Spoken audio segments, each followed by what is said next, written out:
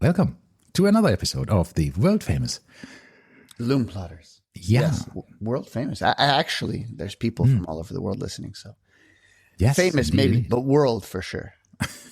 Infamous. Infamous, yeah. But not much has happened. We have Ralph has gone on another trip. We'll talk about that. We have a nice topic for you today that we've never really discussed, and I think it should be discussed. And I got a new something on my wrist. Oh, So, no. These are all the new things. A new something. So you want to start with Sure. the wrist check? The wrist check. Yes. After having been on a 3-day business trip, I decided that I need to wear my Vacheron Constantin overseas. Which didn't go on the business trip. No, it didn't. I could have, though.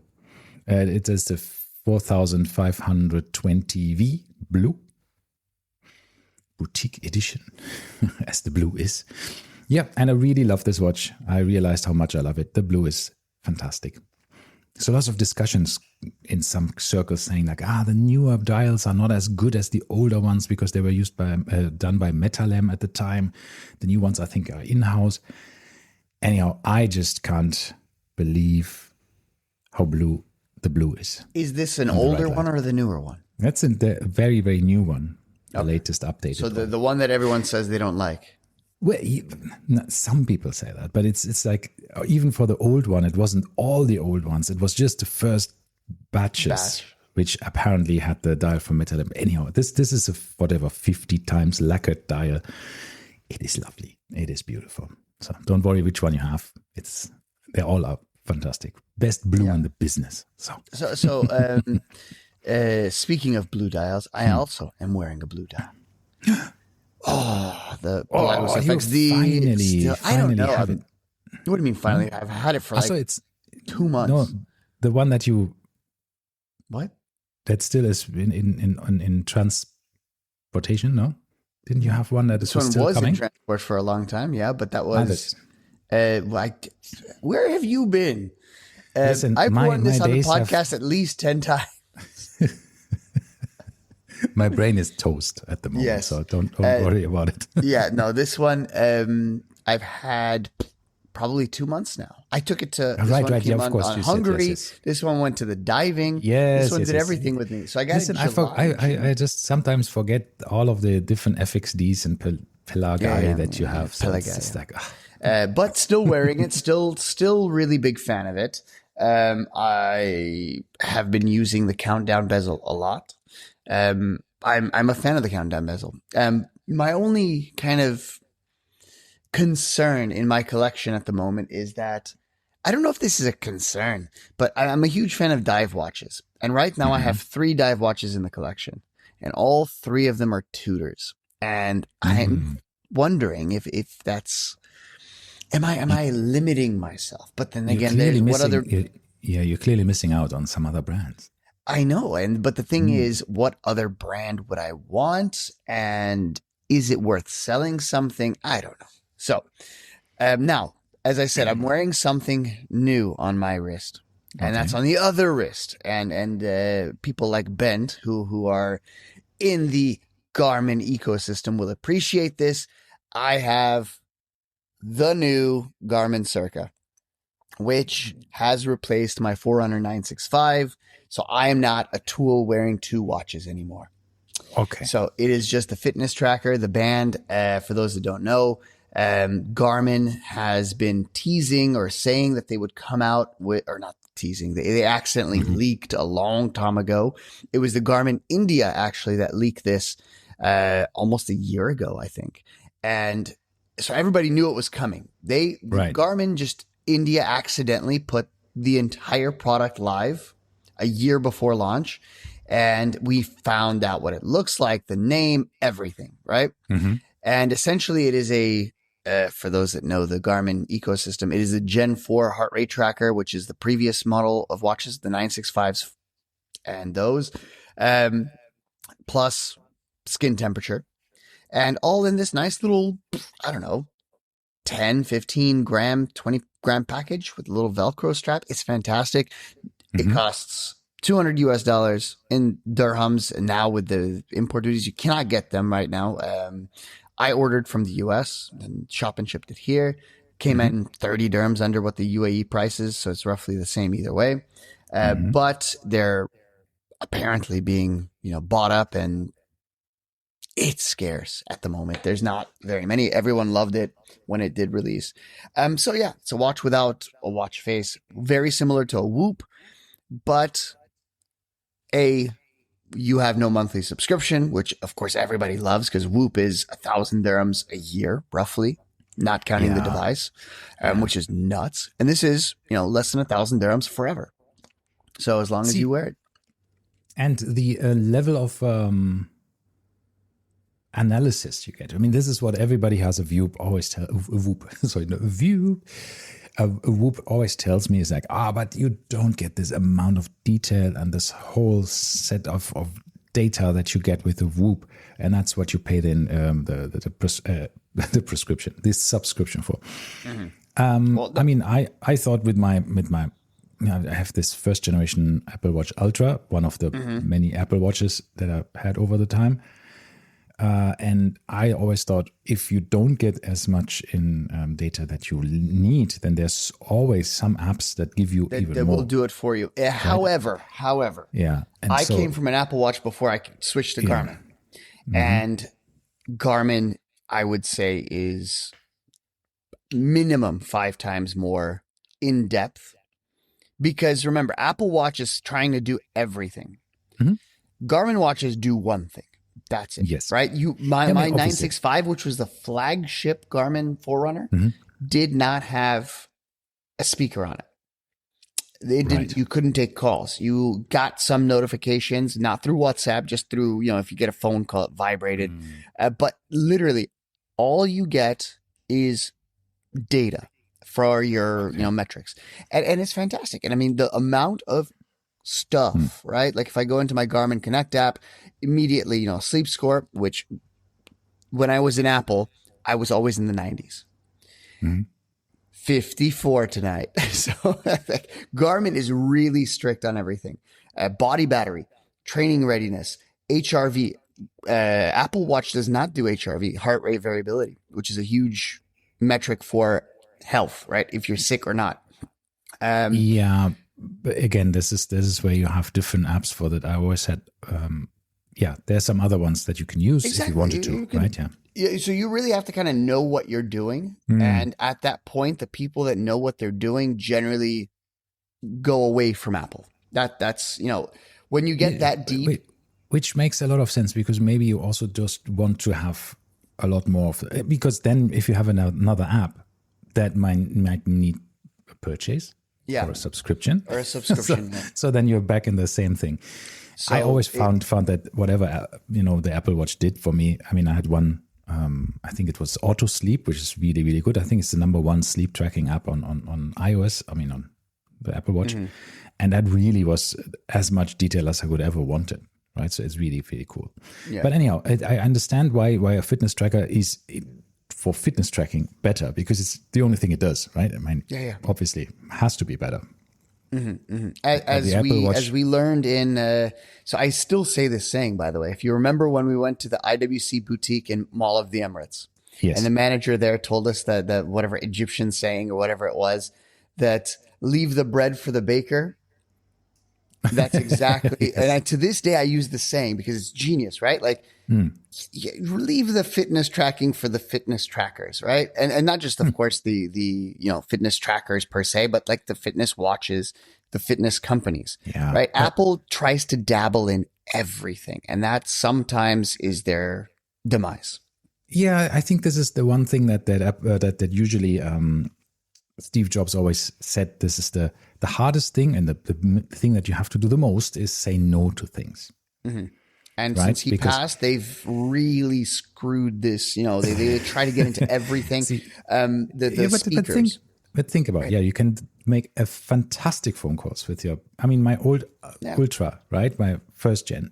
I can't believe how well you can make phone calls with this watch without holding it close to your face or anything.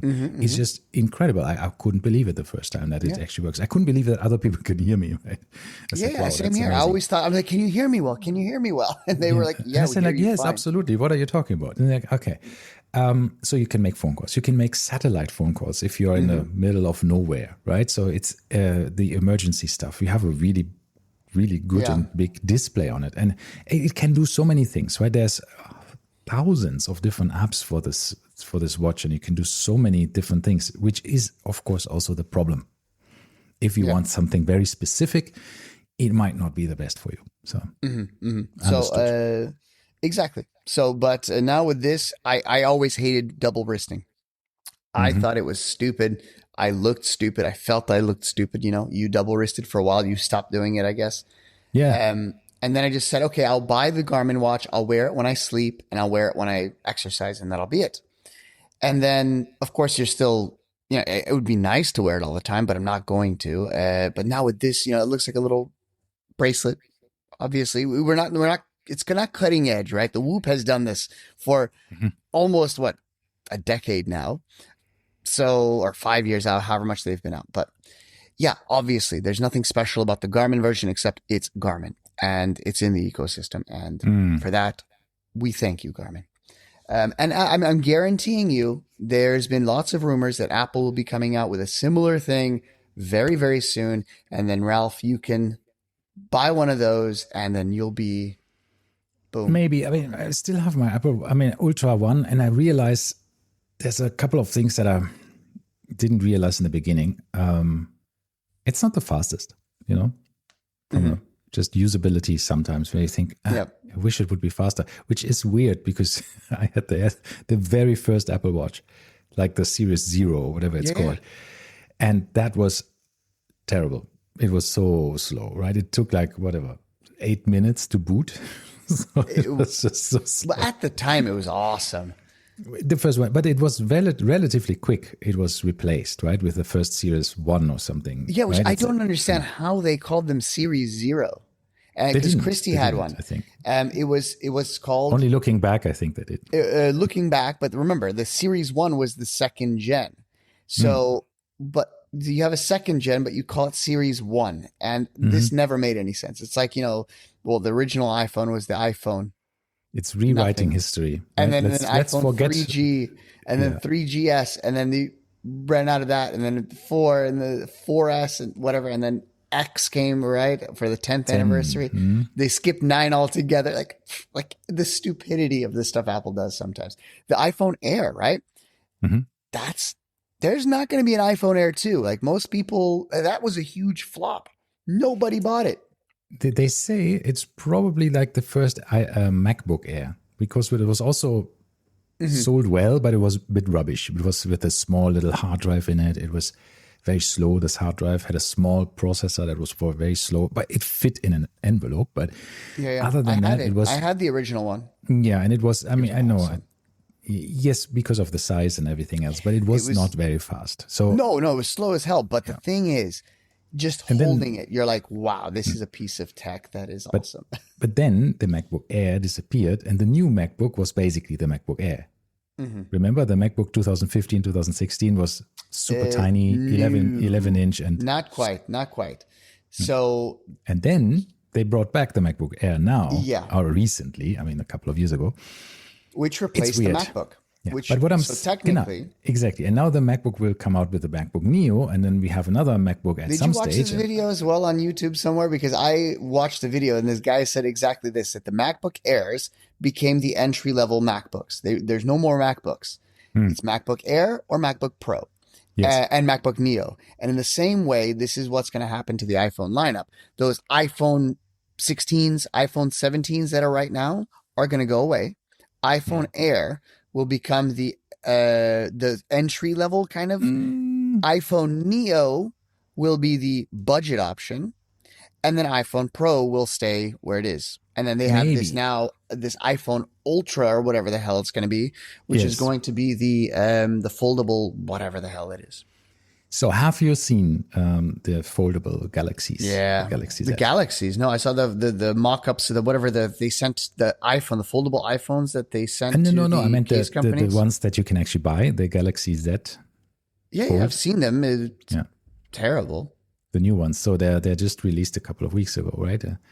So the first people have them. I saw them. I think it's interesting to have this like a square big Why screen. would you want this?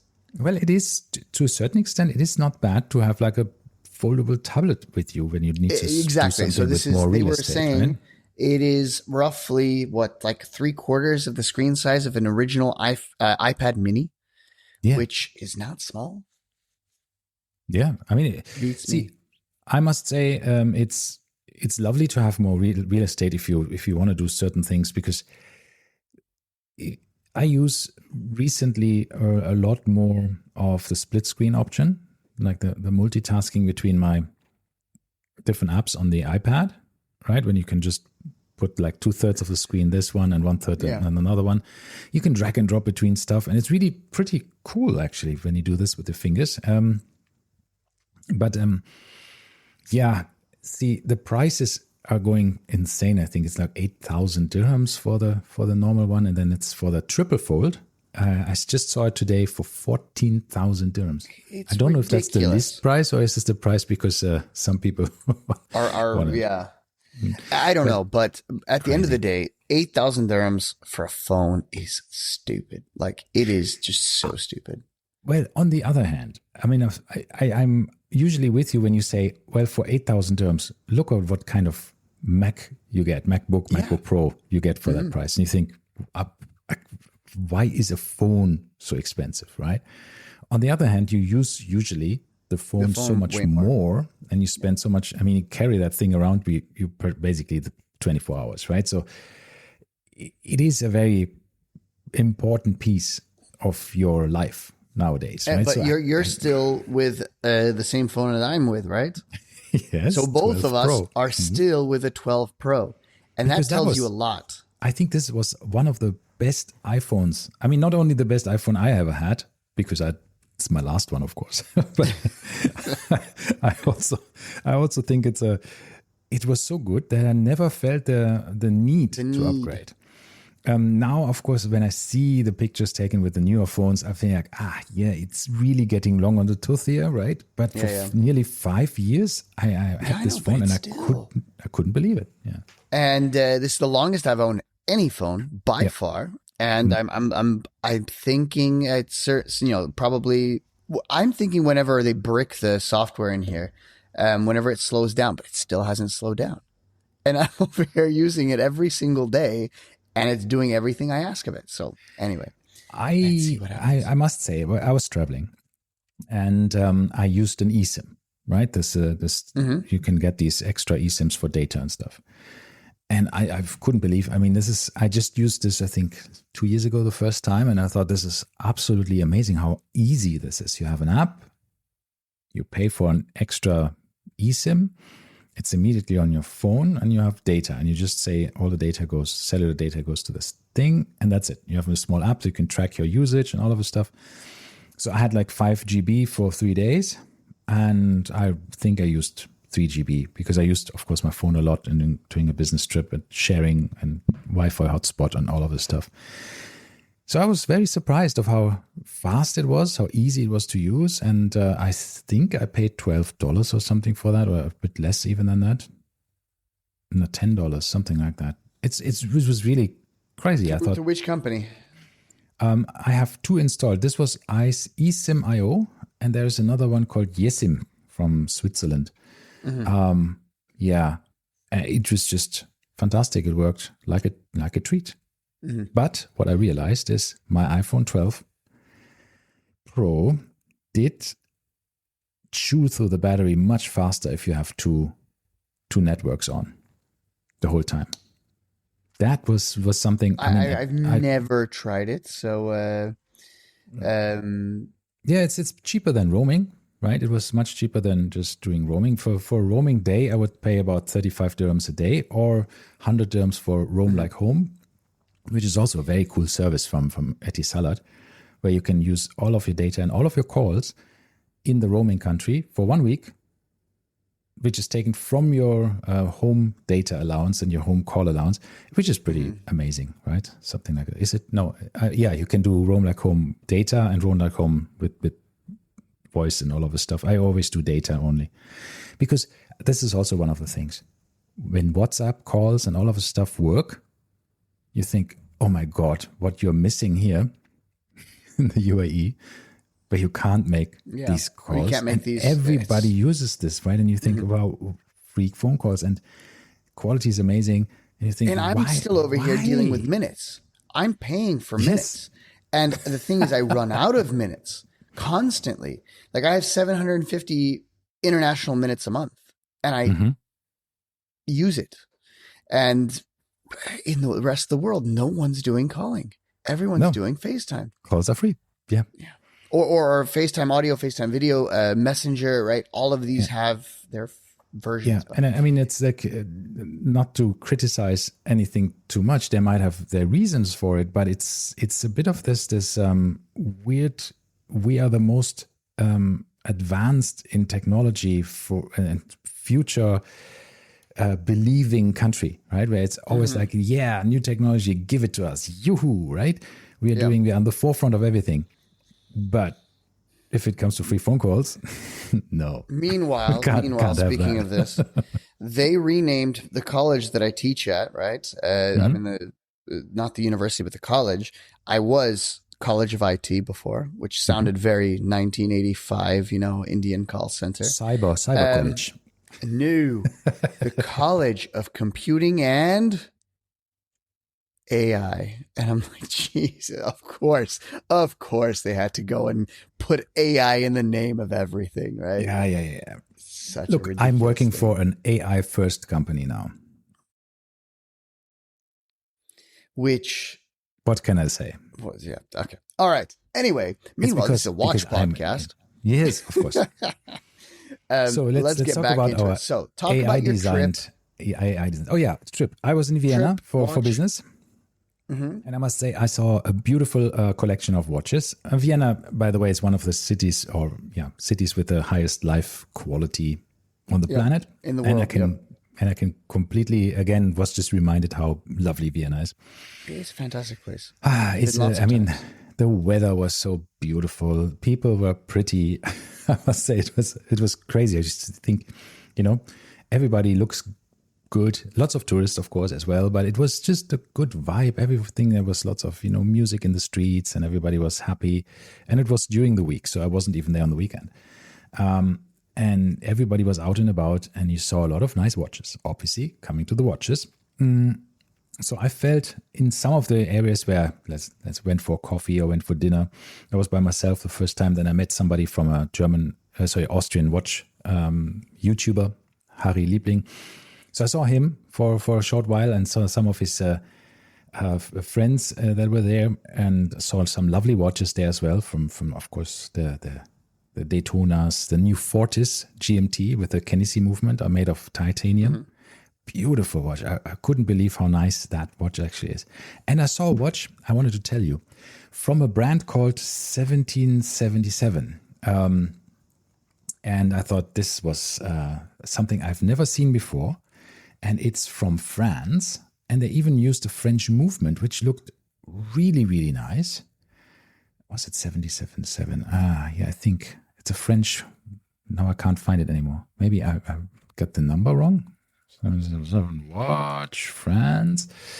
Let me see. No, that's not Breguet. There's a different one. Charline. Anyhow, there's a watch called, maybe some of our maybe I'm just completely mixing up. Quan. Somebody can tell us in the comments if they're interested. Or I just look at wrist shots because I did a wrist shot of this watch and I maybe can share that with you. It's a beautiful watch. Had a Fume dial, 1977. Yeah, that explains why I didn't find anything. So it is 1977. I was going a few hundred years too far.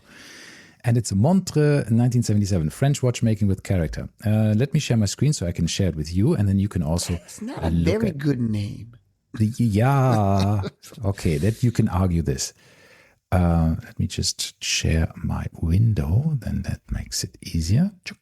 So first of all, that was the watch that I had. So you have this. Okay, I can pause it immediately. Like Yeah.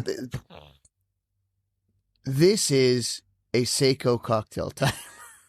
It is to a certain extent the dial of a cocktail time with a French twist on it, because you have this nice logo on it. Unfortunately, I don't have The logo just says 1977. Yes, automatique, and this nice here counterweight. The counterbalance on the second hand has some kind of the thing is that this is basically also the price of a Seiko cocktail time, but you have a beautiful French movement in it, which is pretty nice. So It's going to work half the time, and the other half it's going to be on strike.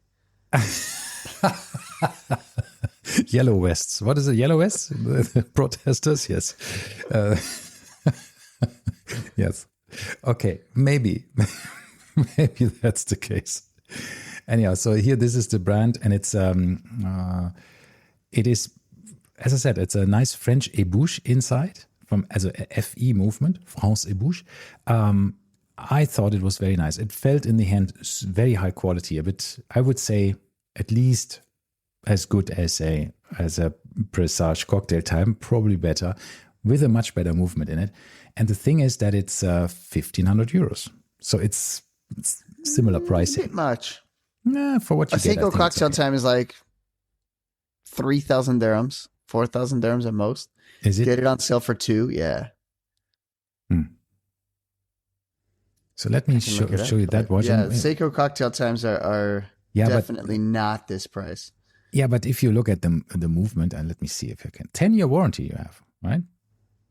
Oh, that's already 99 pieces as well. Okay, that's a 904L steel. The Seiko cocktail time is 1,740 dirhams on sale. Yeah. 1,800. So yeah, under 2K. 904L and it steel. looks, here's the spitting image. Here it is. I'm pulling it up for you now. If you take a look at my phone. Okay. Yeah, I know. It is a 1-to-1. So if you want to see what this watch looks like, take a look at the SRPD 371 Seiko cocktail time. Yeah, but nicer, I think. It just looks nicer. As I said, I had it in the hand, and I thought it was nicer. What else? So, am I sharing my screen? Yeah. You can see you it, stopped. I stopped sharing. Okay, let me go back here. Yes, I have to click the button. So yeah, what I wanted to say is the movement, of course, is something completely different. It's much nicer than a cocktail time. Yes, it has only 44-hour power reserve. Well, what's nice about this, because I'm looking at it, the rotor. So first and foremost, the see-through window is oversized for the movement itself. A, the movement's too small. B, which we can get away with because, once again, it looks like a big watch. I don't know what size this watch is, but it is a small movement for sure. Then the rotor has what looks to be laser engraved 1977 written across it, which looks cheap. And the it's rest also of it French looks colors, unfinished. French colors. It was. I don't think you can see it on this perspective, but it was actually quite nicely finished. You could see a bit better than it. It's industrial, of course, but it's not. It's not like a Seiko, which is not finished at all, right? So, yeah. Anyhow, I liked it. I thought it was really nice. But okay, this is the same price point as your Dougie. Yeah, a bit more even, yeah. And the Dougie's 10 times better looking than this watch. No, well, anyhow, I thought it's nice to see some. I don't like the logo; it's a bit too big. But other than that, I think it was a very nice watch in person. Sometimes, and also you had the Fume. Go up to the video. Go up. Yeah. Because it showed a little. So you also had a Fume leather strap, which I liked a lot because you had these two colors going into each other on the strap itself. It was nice. It has something. I like that. Lots of these micro brands are coming up with some kind of fresh ideas of copying Seiko. I don't like it.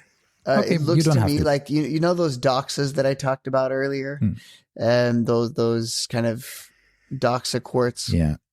Shitters. Anyhow, this looks like that. But this was the only micro brand I saw. That's how I wanted to mention that. Then I saw lots of Rolexes, and of course the Fortis, as I showed you. This Fortis is really nice. The what is it called? Vagabond or something. The GMT. I really thought that was a good watch. And yeah, lots of Rolexes, lots of ladies with Rolexes, lots of men with Rolexes, lots of submariners and sea dwellers, these kind of watches, of course, lots of dive watches.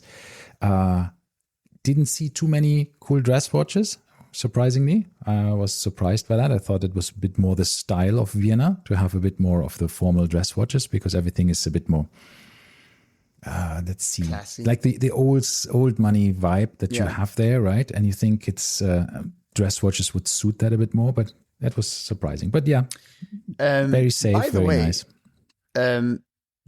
What we failed to mention last time in our talking about what watches we see, there was a time when men a couple of years ago had lots of Cartiers, and now, when was the last time you saw a Cartier in the world? A man wearing a Cartier? Like, in our watch groups we see this a lot, but in real life, not in the watch group. But women, I do see it on, so that's definitely there. But for men, like, we used to see this regularly. Like, there was a time, a few years ago, when I had my Santos as well, where people readily went to Cartier and bought a Santos over a Datejust, and now this is just not happening anymore. But funny enough, they're selling more and more watches every year. But I'm guessing it's the women's side of things. Is my 2 cents. I don't know. Anyway, who knows? So anyway, now coming to our main topic before we get to the main topic, I have one more dress watch related thing. So my brother, we talked about my brother already before. He had his big mental debate with himself of what he wanted for his next watch, and he narrowed it down to, I think, 4 or 5 different things. We talked about that last time. It was a Panerai, a Reverso, a JLC, the integrated bracelet one, and a few other things, right? And there was a chronograph he was looking at, I think a Speedmaster FOIS. Then he finally said, he realized what he wants is a Reverso. So he's into the Reverso.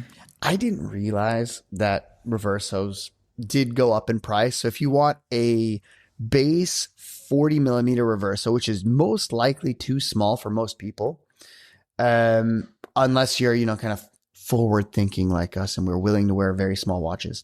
The 40 millimeter lug to lug Reversos are small.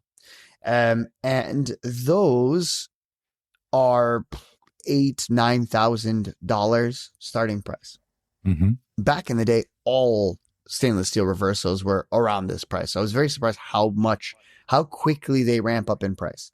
So he now has narrowed it down to 2 watches.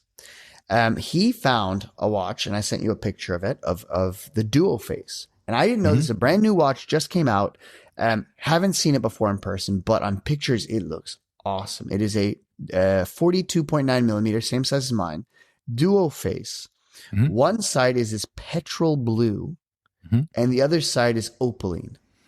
And this is the new blue that they also use in the chronometry. No. Oh, yes, it is. Exactly. Yeah. I was going to say, is it the blue that they use on the new Reverso monoface? So it's not the blue, the tribute blue. No. This is, look at the picture I sent you. Yeah. It is this petrol blue, and it's beautiful, gorgeous. It's the dual time. So the second face is the travel face is the blue, the dark gray blue, and then the other side is a silver tribute dial. Looks awesome. So this is 42.9, but he's saying he prefers the larger size, the 45 mil, but then you don't get this color. And then now this is the big debate is, do you go for the size that you like better, or do you go for the colors and the duo face that you like better? Yeah. So I don't know. That's a tough one. It has to fit, right? I mean, that's the one thing that's important. What I don't understand is the night-day indicator. Is there an indicator, or is it just a print on it? What do you mean? No, of course, there's an indicator. Is this a 24-hour hand there on the bottom? No, there's a 24-hour. It says there night on the left and day on the right. Why is that? That's a 24-hour indicator. Look, it says 12 and 24. Yeah, but the day is not 24 is on the bottom and 12 is on top. It's printed. Yeah. No, if you look to the left side, everything from 24 to 12. Yeah, is night, which is not true. It would be on the night side, and then. so what is this? This is rubbish. Hold on. How would this work? So 0 is on the bottom, 12 is on top. Yeah. Left side says night, right side says day. Let's say from. So essentially, top would be day, bottom would be night. That is true, because that is exactly right. But then why is day on the right and night on the left? So also the question is, since this is since this should show you the day and night indicator of your home time, right? Because look, and this is what I had wrong with the previous dual times from Jaeger LeCoultre reversos, when they actually show you what is day and night of the time zone you're in. That it's not helping, because that you already know. What you need to know is what is your home time, daytime, day or night. So yeah, again, I think maybe I'm hold on, complicating things. I don't know which one this 24-hour dial might be tied to the original, because if I'm not mistaken, when you click the clicker, the hour on the gray side goes by 1, right? But I don't think the day-night indicator moves. So that would be the home times 24 hours. That makes sense, but it's still the question is why it would say night left day and day right. Yeah. If there is no physical indication of the day night, I mean, if it's not illuminated or different back. I think you know what this is? I can tell you exactly what this is. What is it? This is just a thing telling you this is the day-night indicator. It's not telling you which side is the day-night. It's just telling you, like, you know how JLC does this? They'll write something there, and you're like, yeah, you didn't have to write that. Like, we could figure it out ourselves. And especially because it says night, day, and not day, night. So, yeah. But I think obviously that is a day-night indicator, right? The 24-hour indicator. I'm guessing that's tied to the other side, because there's no point in having it on the same side. So that's a good question. But anyway, then the other one is a large reverso. But I like the color. And I want to see, I really want to get my hands again on the new, when it's in its final form, right? The chronometry. I saw the prototype. I loved it. I didn't want to put my name down for it or put a deposit on, because I wanted to see the final bracelet, the final things. And I've seen it now on videos and stuff with the cool new bracelet that has the micro adjust and it, like JL's, like Vacheron Constantin. So I like that. I like what I see, and I think I might get this one eventually. Yeah. But I am not in a rush. Let's say it this way. Mm-hmm. But I really like the chronometry. So which one? Which specific one? I think I'm going with the not the smallest one. That's the date version. Not the date, but the one that has the two subdials, one with the date and one with power the running reserve. Seconds. Yeah. The power reserve, yeah. That's a good one. So anyway, this was the first choice. Second choice was the large size. Yeah, I'm looking at it and thinking, this is exactly mine. Is this the dual time small seconds? That's a new one, right? 54,000. The dual time small seconds is the new one. That's the one he wants, yeah. Yeah, okay. But then the other option, which was the large size, which he preferred, is the larger version of mine. So the classic dial with the Art Deco numerals, monoface. And so you couldn't find two more different dial configurations, right? One's a monoface classic. The other one is a dual face tribute. And then of course, but I honestly, I told him, and he doesn't, get this, I guess, because he's the one trying it on. But I'm looking at both pictures that he sent, and I'm like, dude, they look the exact same size. Like, we as spectators cannot tell the difference between 3 millimeters on your wrist, right? This is only something that you're gonna see. So wait, you sent me the picture of a white dial, the blue dial. Those are the dual face, and then there's a video, afterwards of the monoface tribute, and that's the larger one. Okay. And the question is, which size looks better on him? That was the main question he was asking. Yeah, it's exchangeable, to be honest. I couldn't see a difference, right? Yeah. So I can send you one more where he has one on each hand. And you can see once again. Yes, I think now when you really, really look into it, yes, the dual time is a bit smaller. Is it? Yeah, it is. It is. So but let me send you. I don't think it's noticeable. No, I would be happy with either one, right? So I told him I would go with whichever configuration I liked more. So I sent you the other one, and I told him I'm glad that this wasn't out when I was buying my Reverso, because the 42.9 size is exactly what I like. And this dual face, this petrol blue color, is insanely nice. So I'm a huge fan of that one. So, and of course, but his main takeaway is he wants a dual face, but in the large, you cannot get a new dual face anymore. They only have the mono face because they're phasing it out or something. I don't know. JLC's always messing with sizes. So I don't know. He's saying it comes with 2 straps now, which is also cool. So dual faces, 2 straps, one to match each side. And I'm like, that's so you have 2 watches effectively, right? So you can switch not just the dial, but the strap as well now. Nice.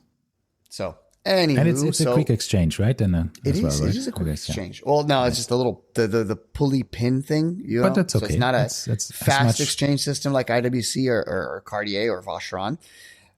But you can do it without tools. Yes, toolless exchange. But anyway, so he's been offered a discount for this. I think 25% roughly, which is in the US. Things get a little bit more complicated because there's sale tax. So his offer was 15% discount. And then they said that they would send it to New York, where he lives closer to New York. So he can pick it up in New York. And then because it's sending out of state, there's no sales tax. So if he picks it up in a different state, then it's okay to not pay taxes, which is so weird. You got to love these American rules. But yeah, so effectively a 25% discount, which I thought that was a pretty good deal. But of course, it's up to him which size, which varietal he wants. But what do you think? Which one do you like in the I would go for the dual face, even though it's a bit smaller. I think that's fine for a Reverso. That's what I said. Yeah. Yeah. So Reverso, it's not meant to be a dive watch. It's not meant to be a sports watch. It is supposed to be a small watch. It's supposed to be elegant. It's supposed to fit under a cuff. It's supposed to be slim. Not much else I can say. So yeah, I think that's there. You go. Right. All right. Now let's go on to our topic today. We still got about 20 minutes. We can do that. Yeah. According to my countdown bezel on my Pelagos FXD. So today's topic is something Ralf and I disagree about. So this is why I thought it was such a good time to talk about this. But box and papers, whether you should pay more for a watch with box and papers, or should you save the money and get watch only, or a one or the other, or happy medium, or what should you do? So I am a diehard full set supporter. So you're not only full set, you're full set. You even want the plastic bag it came in. Yes. Yeah. I want everything, like literally you everything. Want the air of the shop it was packed. Yes, I want it all. So I'm a diehard supporter. So I don't care how good of a deal I can find. That's a lie. I'm going to tell you why that's a lie in a moment. But in theory, I want everything, right? And you can show me a watch that is 10,000, 20,000 dirhams under the price of an equivalent full set. And I will say, nah, I'll go for the full set. So that's my preference. There has been times when I broke this rule, and I'll tell you about those times in a moment. But Ralf is the polar opposite. He does not care. It's about the watch for you, right? For me, it's about the watch and the condition of the watch. If it checks out, if it's real, if nothing is of course faked or stolen, right, which is very important. I don't want to have any bad vibes on my watch. Then of course it is. I can overlook this. I do want to have papers. I mean, the warranty card, I would love to have that. That's usually something I really like. Even for the watches that I got without anything, I got an extract from the archives, or, for my old Omega, for my old Breguet, which all came without anything, just watch only. I got all extracts and all of this stuff done, even if I had to pay for it at Omega, because they didn't do it for free anymore, just to have some kind of paperwork and know a bit more about the watch. So papers, I think, is important, at least the warranty card, for me personally. If it's an old vintage watch, of course, you don't even get it anymore. This is where, you have to get the extracts or something like that or an authentication. There's these kind of things. But in general, if it's a Rolex, definitely want to have the paper, just to make sure that you have warranty and everything is fine. The box, I don't care. I couldn't care less. I mean, first of all, Rolex watch boxes are rubbish anyways. I don't find them very impressive. And you can always buy them for $100 or so, right? I mean, you just don't really need this supply. I mean, I bought a JLC box for my wife's present because I bought a new old stock watch. That was a very nice watch for her birthday. And that watch, that was the Rendezvous, right? Lovely, lovely watch. Never been used, fully stickered. But the box was disintegrating because it was already 3 or 4 years old. And of course, in the heat here in the UAE, when it's stored somewhere in a warehouse, they just fall apart, right? Especially JLC and IWC boxes. JLC boxes are crap. Oh, the newer boxes might be better because the newer boxes are these smaller wooden ones. Yeah. But the old one that I have, the freaking plastic piece of crap, it's so bad. The worst thing is IWC because it gets nasty, sticky, and it's just the IWC is fake leather. So everybody knows, fake leather it cracks, it peels, it sticks. But the outside of the watch, they had some padding on the bottom that became so sticky that every time you touch it, you had to wash your hands 5 times to get rid of the stickiness. And then I had to put plastic foil over it because everywhere you put it, it would just stick like mad. Yeah. It's like super glue. It's like, ugh. So basically, this is a box that you just better throw away because it's rubbish. So anyhow, so my point is, I have had beautiful watches. The Vacheron Constantin, the first 56 that I had came, of course, with box and papers and everything else. Beautiful box. Then my Blancpain 50 Fathoms, I bought it new. So beautiful box, everything else, right? It's just, I bought it from the store, brand new, just with a big discount. But it was wonderful watch, wonderful case with this Pelican, case and stuff. Great stuff. But I really unpacked the watch once, right? And you think like, the rest is just taking up space. And my basement is full with watch boxes because most of my watches have actually full set. But it just takes up space.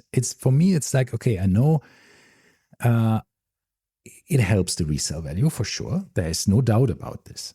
And this is roughly about 30%. Box and papers gets you about 30% more and costs 30% more. So then you got to remember this, right? Is it worth it to you? 30% for a box and a warranty card, right? And generally, if you look at a watch with a warranty card, it's almost, going to cost the exact same as if you had the box and the warranty card, right? Most of this value, unless it's something truly unique and special, is coming from the warranty card itself, right? Yes. Now, if the watch no longer has warranty, then you really got to ask, the other question is, then who cares? I still do care about the warranty card just because I think it adds to the authenticity of the watch that it's not a stolen watch. I mean, look, of course it can be stolen let's assume, with this stuff. But we're not talking about stolen watches, right? Because when people steal watches, they don't steal the box and papers with the watch. They steal it off your wrist and then go and sell it somewhere. So that tends to be a red flag. So if you're buying it from a reputable place, then it doesn't really matter because theoretically, the people selling it to you should have done their due diligence and made sure that this is at least not registered as stolen. Yeah. However, that also has happened before. Mark Cho from the Armory / Drake's, who we met at Dubai Watch Week, Yeah. at the Louis Vuitton event. He bought a FP Journe, and it was I don't know if it was a Resonance or which one it was. I think it was a Resonance. He bought an FP Journe, sent it off for service, and he bought it at a reputable dealer. Everything was up and up. He paid for it, of course. He bought it and then sent it off for service. And when it reached the service center, they called him and said, well, this watch has been registered stolen, and therefore, we're keeping it. And it was stolen from the Paris boutique. You keep it. That's so good. Somebody broke into the Paris boutique and stole that watch, and then somehow ended up through a dealer that he bought it from. And then the issue was the dealer, of course, said nothing. It didn't. So it was a very, very long ordeal through which, over time, Mark Cho met FP Journe, himself, and eventually, what was it? The insurance somehow covered this because they got the insurance from when the watch was stolen, and somehow he ended up getting some compensation. He said it was not the full amount, but he got some money back.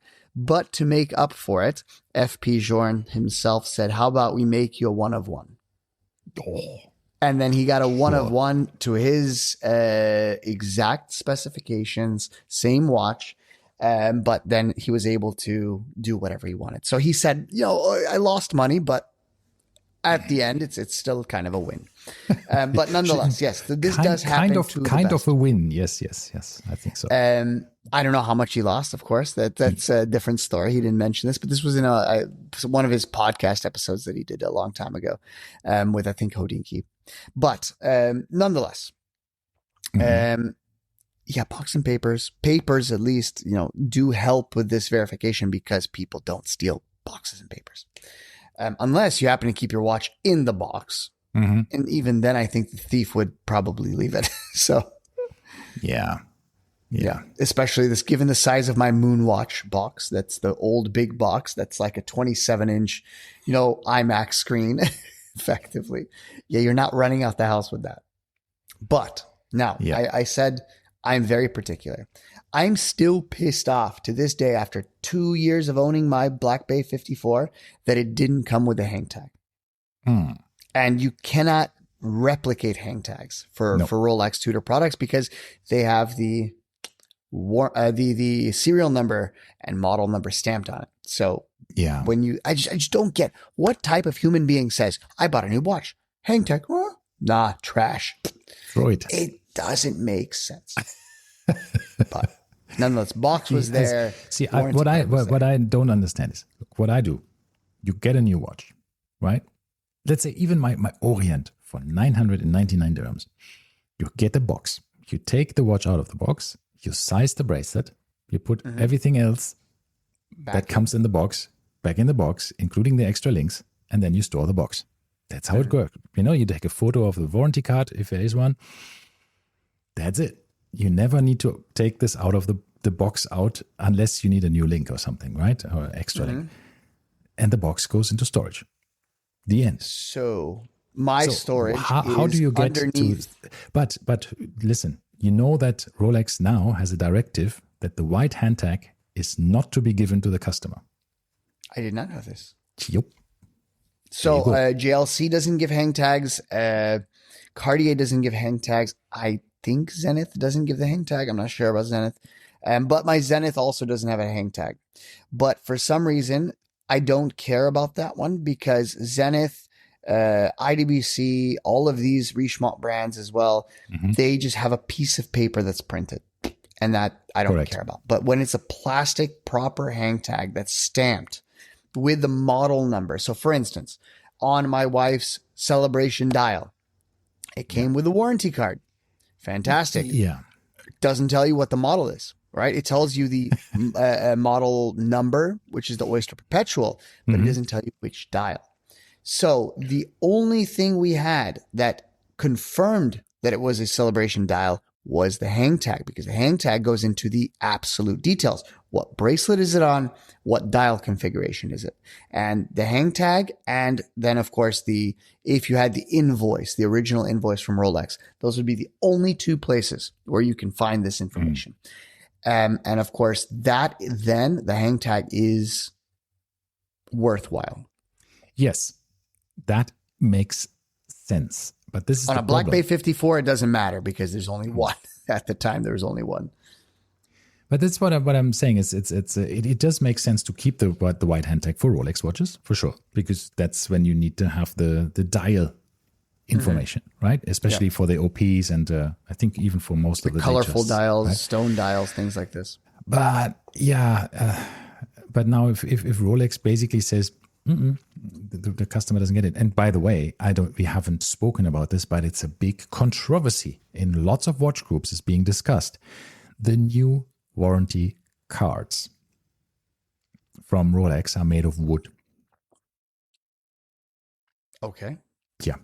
So plastic has a tendency to have a half-life of probably 50,000 years or something, right? So it doesn't really decompose unless it's biodegradable. The new ones are metal. The new ones were, it was plastic, then metal. Yes, now it's wood. Now wood. Yeah. So problem with wood is, as you can imagine, it gets wet. It might, humidity. It gets broken very easy, apparently. So people break these cards quite a lot. So it's a lot of people are saying, I just don't want this wooden stuff. Yeah. I mean, look, yeah. I'm just saying. Who knows? Yep. But I'm trying to think here. So, for instance, my Hamilton's warranty card is paper. It's just a piece of paper. Like, there's nothing special about it. It's like a little bit harder than the Patek papers. This is really a set of papers. A lot of watches have papers. Yeah. Folded papers. But anyway, I did say there was one exception where I did buy a watch that was not complete, and that was my Zenith. Because I bought it for 17,000 dirhams after everything all in. And then the retail price was 41, and the watch was still under warranty. It was, the warranty card was there. So we knew it was under warranty. And all that was wrong was the box was incorrect. It was a different box. And I knew that. And then it was missing the leather wallet. Like, the warranty card should come in a leather wallet. And these are the two things that were missing. And these are things that I very easily was able to trace down on what's it called, on eBay. And it didn't cost me much at all. And I'm very surprised how cheap it was. So you basically now it's a perfect complete set. Exactly. It's a complete set with pieces from a different watch. Theoretically. Because remember, boxes don't go to watches. Right? No, I know. This is my point. It's just like, you get the watch. So if you didn't know this, by the way, when you're buying a watch, the watch goes with the card. So they're shipped to the store, essentially in a little coffin case, most likely. Yeah, it's a plastic case, which is just the watch, the hang tag, and the card. That's it. I have a few here. Yeah. And then everything else, the box, the instruction, warranty manuals, all this manual stuff, the paperwork, all of that is essentially, they have 100 of them at the store, and then they just give you one, right? Yeah, I have the one that is usually should be fitting for the watch. That means it's, of course, like an Oyster Perpetual has this kind of case for Rolex, and a Daytona has a different case, different size. Yeah. Day dates have different sizes. Or different colors, or whatever, right? Maybe in the off chance it's a special watch, like my Speedmaster, right? If they have one Speedmaster in stock, then you know which box that's going to be, right? But you can very easily go, and this is what I do. I go into Chrono, and I look up every single watch that is box and papers that is exactly the same as my watch that I'm buying, right? The model number. And you very quickly figure out which box should have come with it, right? So if there's 100 listed, obviously some are going to be slightly different, but then you take the majority. Which box did the majority of them come with? in the year that they, because then you have changes. In my watch was 2023 or whatever it was. Which one should it have been? I found that box, ordered it. It cost me 800 dirhams with the leather warranty card holder. Then the box that I did have, I sold for 600 dirhams. So net difference, 200 dirhams, right? I paid 200 dirhams for having a complete set. So this is why this kind of stuff, if it's not specific to your watch, it doesn't really matter. I still want the complete set. So I managed to build the complete set. But on the other hand, my wife's Rolex as well, right? I mean, these boxes cost nothing. So if you're missing a box, that's very easily rectifiable. If you're missing the warranty card and the hang tag, yeah, that's not coming back. You're never, ever going to be able to get another one. So that's my 2 cents on this. So if you do end up with a very good deal and the only thing that's wrong or missing is a box or maybe like the warranty card holder, that little leather pouch, and you want it, or a hang tag, even the hang tag, you can kind of do away with it, depending on the brand. But I mean, nowadays it's so easy to replace these things because they are all available, right? Because there's a flourishing trade with all of these things. Yeah. And a lot of people do get rid of this. Like right now, I don't get this, by the way, at all. On eBay, there was a Mont Blanc Monopoussoir chronograph with Hodinkee that was like 30,000 euros. And it was limited to 25 pieces. There is a box for that one on sale on eBay. And I'm like, it's a 30,000 euro 1 of 25 watch. And why is there a box available? Like, it doesn't make any sense. People with a lot of money sometimes just, they just take the watch, they go, they move houses, whatever. They just don't want it. Yeah, and the box is just for them not important. Yeah, and then what are the odds? Somehow the watch, the box ends up somewhere in a used dealer. Who knows? Who then figured out that that's a special box, Yeah, but who is the target market for this? See, look. Yeah, somebody wants a very special box. Who knows? But this is I don't know. The guy was selling it for $550, and it is a very nice looking box. It has a thing. It even says, I don't know how well you can read that. Nothing can't up. Yeah, a bit. I don't know. It says okay. Oh, limited edition of 25. Okay, wow, nice. Yeah, and I'm like, for Dinky. Why? It's a very like polished wooden looking box. It beats the hell out of me, but. Yeah, you got 24 other people that might be interested in this, and the chances are they weren't stupid enough to throw their box away. So what is your opinion? I mean, look, this unfortunately, most of the Mont Blanc watches lose a lot of money, but they are very, very nice watches, especially the not Villeret. What is it? Minerva. Yeah, I know. Minerva. Yes. Minerva. This was a Minerva watch. Yeah, of course. This is why it was so expensive. And they're all, of course, in-house movements and stuff. So I heard some of the reports. Some of the Mont Blanc watches are made basically already completely made by someone suppliers. else. Yeah. So and like this is what Celita and others. Is you have these fancy Minerva watches, and then you have these junk, kind of entry level watches. They're not junk. They're good watches, but they're just like bad. Not that special. I had one for a longest period of time. I think roughly. Yeah. This cost 10,000. Yeah. This is where you just get a mechanical entry level watch from Mont Blanc. Yeah. So. But what is your opinion on just creating a full set? Let's say, creating a full set. Yeah, of course. One of the things is like the warranty card you cannot reproduce.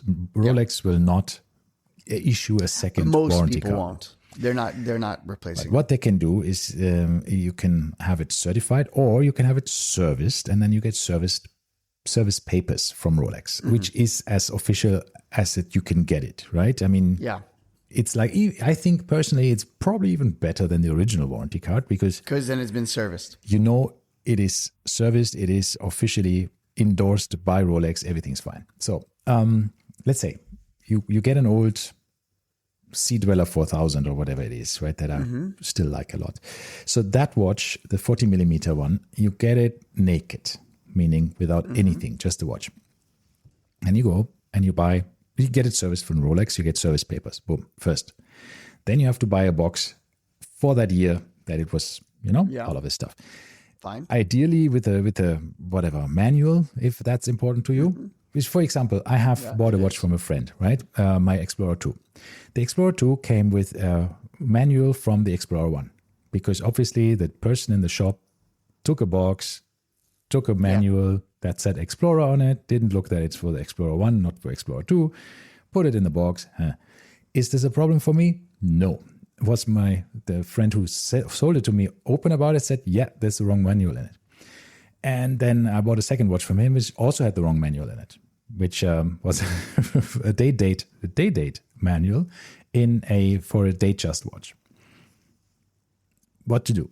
Some people in the shops are just like putting the wrong manuals in it, right? They are. And I caught them on this on my brother's Explorer.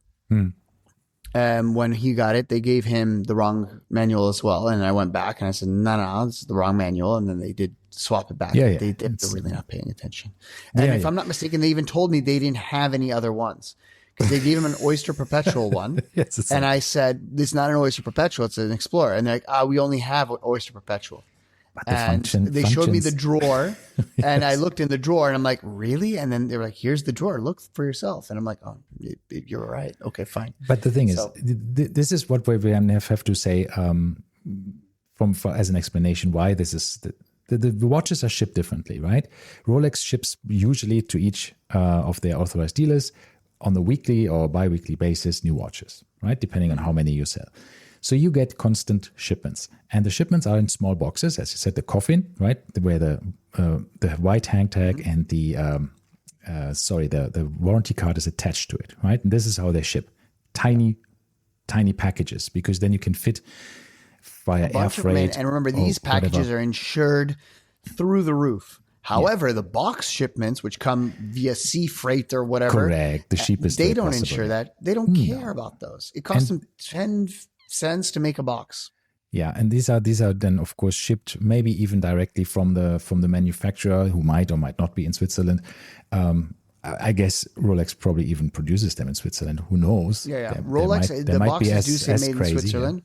Yeah. So they actually send them then via different ways, and so you have a lot of boxes in storage usually, based on what you think you will sell, right? So eventually you might run out of a specific box, then you have to wait for the box to come to order to sell the watch, because you can only sell the watch in the right box. That's one of the Rolex rules, right? But sometimes even that gets mixed up and you get the wrong box. This happened to me. When I bought my first Black Bay 54, the Black Bay 54 was the first watch that used the Tudor O2 box, which is the newer, cheaper boxes compared to the O1s. O1s had a physical spring to hold the box open. O2 does not have this anymore, and it just flops closed every time. So they made a newer box, which is what they're using now. When I bought mine was the first Black Bay 54 that I bought in the Elaine showroom. So they didn't know there was a new box. So they gave it to me with the O1 box. And then I looked at the hang tag and it said Tudor O2. And the hang tag, by the way, Rolex and Tudor says which box should come with it on the hang tag. So it says Tudor O1, Tudor O2, or in the case of the Rolexes, it'll say Rolex S, which they don't have a small box anymore, the M or the L. I think that's all they have. So you can look at the hang tag to see which box should have come with it. So I went back. So that's why the white tag is so important for the dealers, because it means how you have to package the thing. Exactly. And what should be there, right? And put on the invoice, of course, So, but anyway, building your own box set, why not, right? For instance, on the Pelagos. Let's continue with this. So you get the service papers, then you buy the appropriate box. Yeah. The manual. Sometimes if you have these older ones, like these older Sea Dwellers or Submariners, you have this whole little, I don't know what to call it, like this little anchor thing. Oh, That Yeah. they stopped doing that a lot. I The know, older but stuff but had for the this. vintage Yeah. stuff, you need to have that, Yeah. right? What was this? This anchor? It was a little anchor. It was on It's a the little anchor. green, because it was green stamped kind of hang tag. There was an anchor as well. So you got two things. You got the Yeah, so you green had to get this metal anchor. seal and an anchor. The green seal is the chronometer certification, right? Or the superlative chronometer certification. Which now right? they're white, right? Or something like this. They changed it. They got it. They just announced they have a new green seal. Yeah, so all of Rolex just announced all of this stuff, and so you get all of it, and you can get these green hang tags you can get for €5 or $5 somewhere. But the thing is, then you get all of this stuff together, but it's not what actually shipped with your watch, which is also fine, because it doesn't mean your watch was never shipped with these things, right? They were just put in by the dealer at the time of the sale, right? So it has some. I would be okay with this. Yeah, if it's all appropriate for the period. For example, when you have a watch, like my wife has a date, a golden date, that came with a solid gold date bracelet. But it wasn't the original bracelet from this watch, because this watch came originally on a leather strap.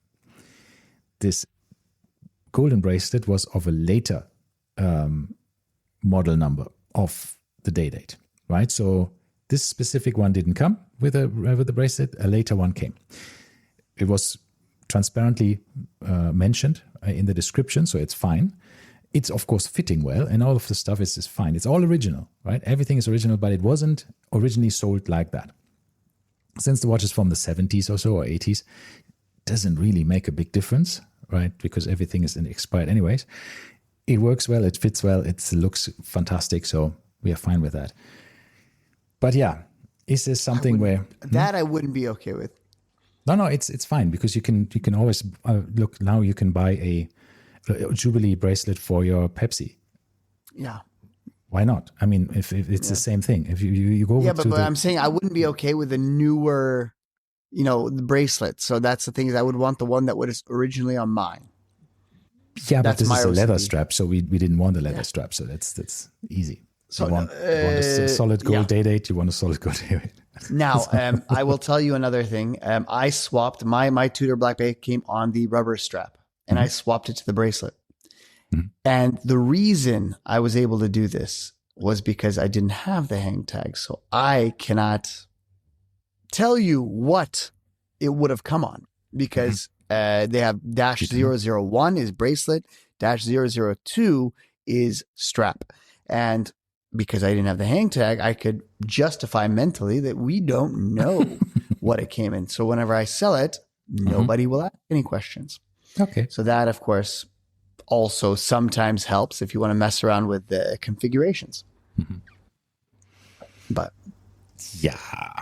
Anywho, all right. So for you, it's very important. For me, it's a matter of money. If I get the offer is good enough for me to say watch only. The only thing that is very, very important for me, because of my wrist size of 18.5 centimeters, I want all of the links, or at least one link more than than I need, just to have that space.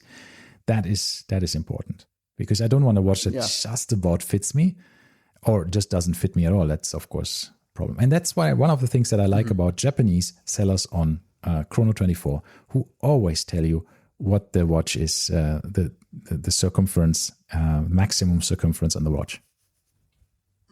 Not always, most of the time. Let's say it this way. Yeah, they do that. Yeah. All right. On that bombshell, I think it is time for us to end. And excellent. We do that, and we hear you again next week. Bye-bye. Bye-bye.